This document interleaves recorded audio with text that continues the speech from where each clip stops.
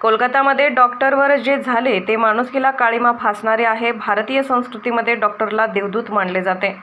डॉक्टरांविषयी जे कायदे आहेत ते सरकारने आणखी तीव्र केले पाहिजेत। महिला घरी सुरक्षित नाही आणि आता कामावर पण नाही। देशाच्या गृहमंत्र्यांनी अजून यावर काही ट्विट केलेले नाही। आम्ही कोणाकडे न्याय मागायचा बरं? हे अमानवीय कृत्य ज्यांनी केले आहे त्यांना कठोर शिक्षा व्हावी। ताई काय सांगशील? खरं तर आज डॉक्टर जे आहेत ते देशभरामध्ये त्यांनी संप पुकारलेला आहे, नेमकी आपली मागणी काय आहे? डॉक्टर BC राय यांच्या जन्म आणि कर्मभूमीत इतका घाणेरडा कृत्य घडणं हे खरंच खूप निषेधार्थ आहे। ज्या लोकांनी हे अमानवीय कृत्य केलं आहे त्यांना सर्वात कठोर शिक्षा व्हावी हीच आमची मागणी आहे। आणि ती शिक्षा पाहून कोणताही गुन्हेगार असं आपल्या डोक्यात विचारही आणू शकत नाही, असं त्यांना शिक्षा दिली पाहिजे हे आमचं मागणं आहे। नक्की आज दिवसभर डॉक्टरांची भूमिका काय असणार आहे? कशा पद्धतीचा हा मोर्चा असणार आहे? हा मोर्चा या कारणासाठी आहे की जर महिला त्यांच्या वर्कप्लेसवरती सुरक्षित नाहीत या देशात, आणि डॉक्टर मुळात जे तुमचं प्राण वाचवतात ते त्यांच्या वर्कप्लेसवरती सुरक्षित नाहीत, तर या जगात कुठे सुरक्षा भेटेल? त्यांना सुरक्षा हवी, हे आमचं मुळात मुद्दा आहे।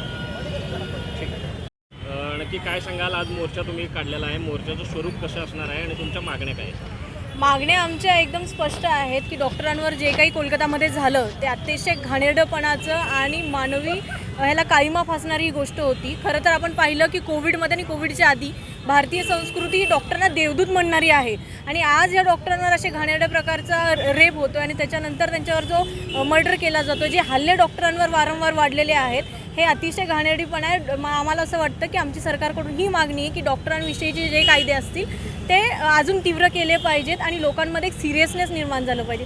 दुसरी गोष्ट अशी की आपण उरणमध्ये बघितलं, त्यानंतर कोलकातामध्ये, म्हणजे भारतामध्ये आजकाल महिला कुठेही सुरक्षित नाही आहेत, महिला घरीही सुरक्षित नाहीत, पण आता महिला कामावरही सुरक्षित नाही आहेत। तर ह्याचं कुठेतरी गांभीर्य सरकारला आहे का? मणिपूरमध्ये जी आग धगधगत होती, त्याच्यामध्ये उरणमध्ये जे झालं, आणि आता कोलकातामध्ये तर अतिशय घाणेरडा प्रकार घडलेला आहे।